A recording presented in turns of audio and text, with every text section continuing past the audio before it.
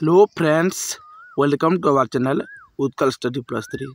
आज आम +3 second semester core paper 4 रे थिबा शिक्षणर अर्थ और संज्ञा विषय आलोचना करबा। आम पूर्व वीडियो मानक शिक्षादान माने टीचिंग माने कौन कौन आम से विषय पढ़ी तार वैशिष्ट्य प्रकृति ताको प्रभावित कर कौन कौन कारक कौन कौन उपादान अच्छी ता विषय पढ़ी।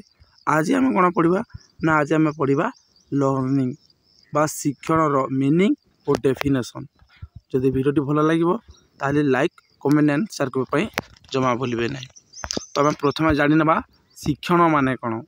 शिक्षण माने हूँ किसी जिनिस शिखा ही शिक्षण कह जाए। तुम किसी जिनिस शिखुच से तुम अनुभूति मध्यम हो, तुम निज एक्सपीरियंस मध्यम हो कि तुमको किसी जिनिस जहाँ शिखाऊँ ताकू ही शिक्षण कह जाए।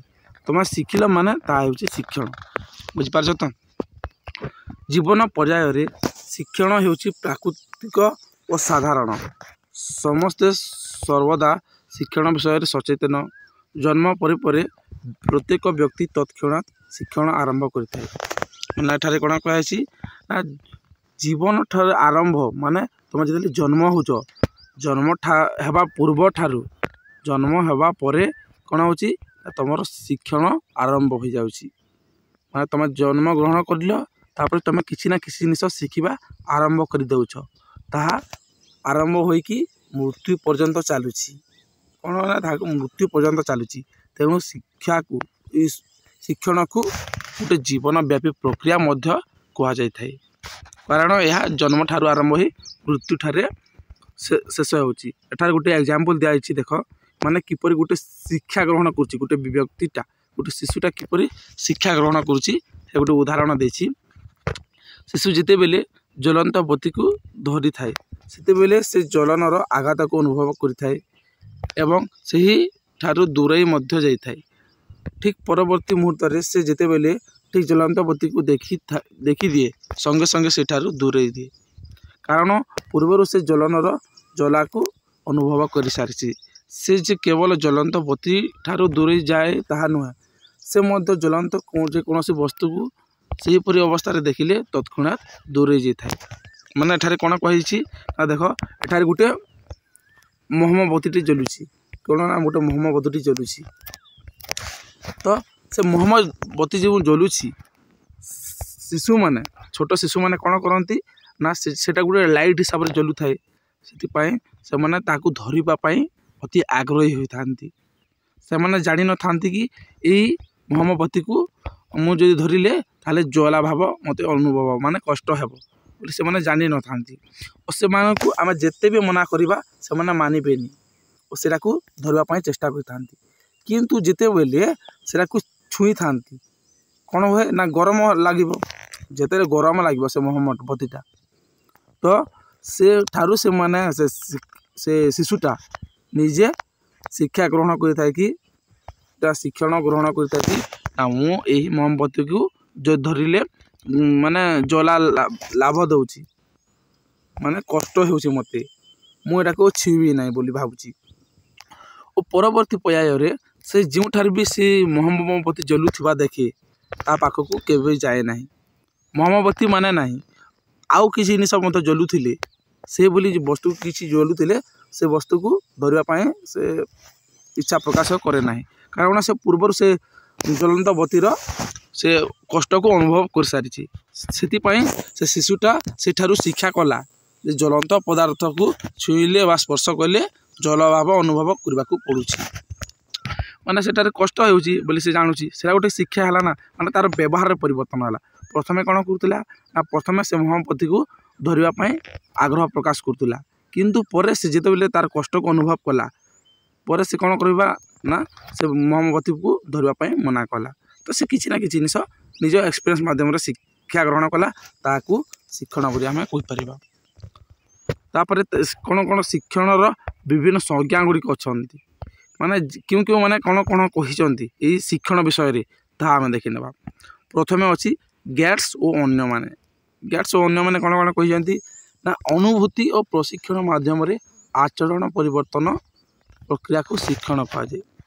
माने अनुभूति निज एक्सपीरियंस प्रशिक्षण बा ट्रेनिंग हे एक्सपीरियंस निज एक्सपीरियंस कि ट्रेनिंग माध्यम आमर जदि व्यवहार रे आमर बिहेवियर जदि परिवर्तन होउची ताहले हम ताकू शिक्षण बोली कहबा।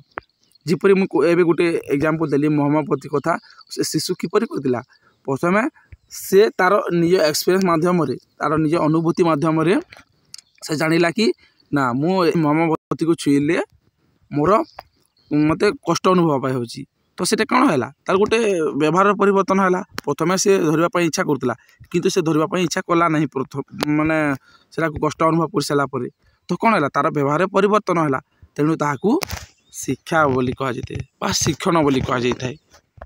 तापर हेनरी पी स्मिथ कौन कहते ना अनुभूति द्वारा नूतन आचरण ग्रहण पुरातन व्यवहार को दुर्बल बा दृढ़ीभूत करने प्रक्रिया को शिक्षण कहुए।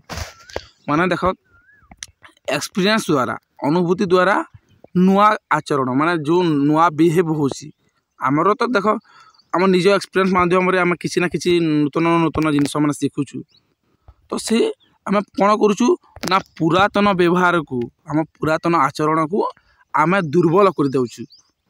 से जेपरी ज्वलंत बत्ती कथा कहबा आम तो से ज्वलंत बत्ती को कौन कहला ना प्रथमे धरवा को इच्छा प्रकाश करतला तो पर से कौन कला ना से धरवाटा इच्छा को से ताकू दुर्बल करदेला और से इच्छा कला नहीं और से नूतन एक्सपीरियंस माने नूतन व्यवहार को से आपणेला और जहाँ किसी शिखिला ताकू ही शिक्षण बोली कह जाए।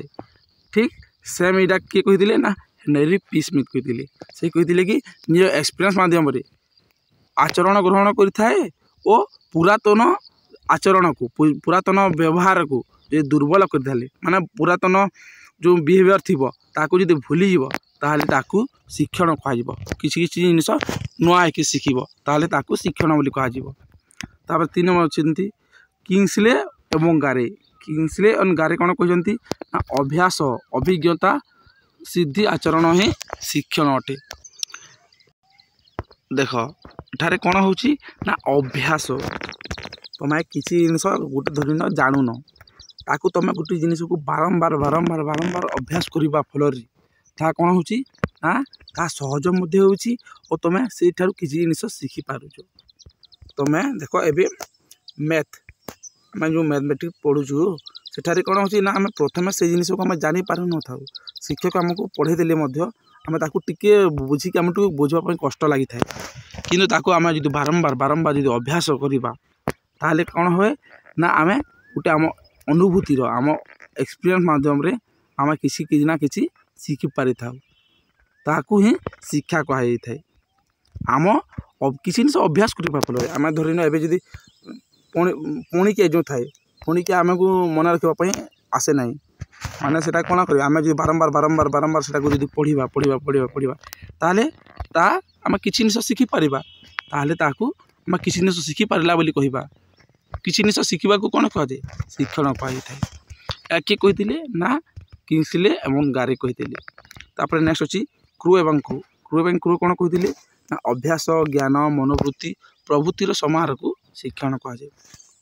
ठीक से परि कहे हैबिट्स अभ्यास नॉलेज ज्ञान मनोवृत्ति एप्टीट्यूड ये 3टी समष्टि को आम खाली अभ्यास करदे हेब ना तुम ज्ञान आहरण कर तुम एटीट्यूड थिबा दरकार ये सबूर समष्टि जिते ताहले ताकू शिक्षण कह बोली कुरु एवं कुरु कहते।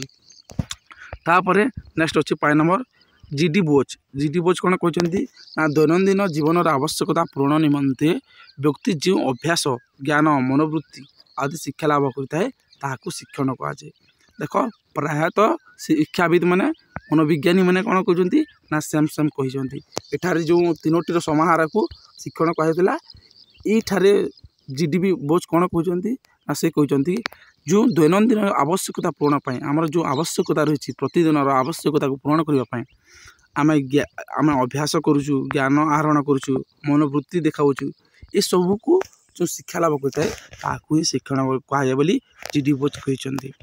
तापर स्किनर कौन कहते 6 नंबर से स्किनर कहते कि शिक्षार प्रगतिशील आचरण ग्रहण प्रक्रिया ही शिक्षण माने शिक्षण आम प्रगतिशील शिक्षण गोटे प्रगतिशील ताहा गोटे स्टॉप हो न थाए माने आम कि आज शिखला तो काली शिखा ताने यहाँ जन्म ठार आरंभ हो मृत्यु पर्यंत चली थाए आम मृत्यु पर्यंत जन्म हो माने किसी ना किसी शिखुचु ता मृत्यु पर्यंत आम शिखि चली ता केबे स्टॉप हो रही नही प्रक्रिया ही शिक्षण अटे बोली किए कहते ना स्किनर कहते।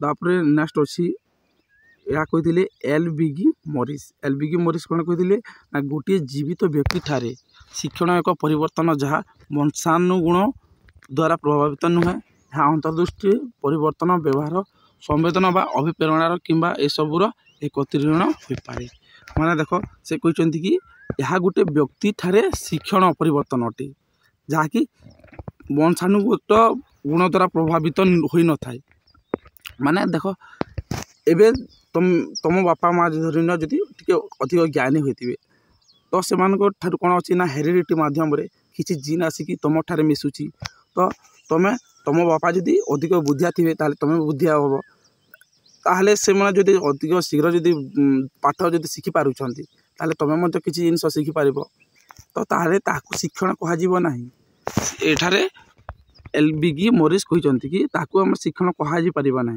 शिक्षण निज मन रे तुम किसी जहाँ शिखिपार और तुम व्यवहार जहाँ परिवर्तन हे ताकू ही शिक्षण कह तुम अंतर्दृष्टि परिवर्तन माने तुम क्यों दृष्टि जदि देखिक शिक्षा ग्रहण कर शिक्षण कह तुम केते मोटिवेट हो पार पाठ पढ़ार ये सबूर यदि आम एकत्रीकरण कर समष्टि करदेबा ताहले ताकू शिक्षण कह बुझीपार तो तापर मोर्स एवं विंगो कौन कहते अभिज्ञता साहाय्य देखा अनुभव करने एवं कार्य कर अंतर्निहित शक्ति को शिक्षण कहुए माने अभिज्ञता साहाय्य आम निज एक्सपीरियंस साहाय्य किसी जिनिस को देखा कौन कार्य करवा ये आमर अंतर्निहित शक्ति को आमर भीतर जो शक्ति अच्छी ये सब को शिक्षण बोली कहुए बुझीपार तो या किए कहते ना मोर्स एवं विंगो कहते तापर 9 नंबर अच्छी कल्विन कौन कहते कल्विन कहते कि अभिज्ञता द्वारा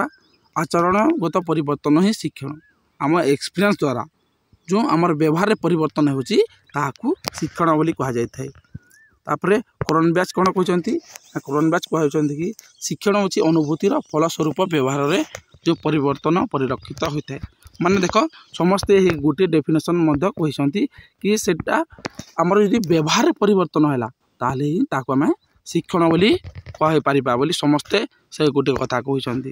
तो आज आम कौन पढ़िले ना आज आम पढ़िले शिक्षण अर्थ और संज्ञा विषय जदि वीडियोटी भल लगी लाइक कमेंट एंड शेयर करने जमा भूलिए ना आम टेलीग्राम निश्चय जॉइन हो तो आम नेक्स्ट वीडियो आउ किसी विषय पढ़ा वीडियोटी संपूर्ण भाव देखि अशेष धन्यवाद।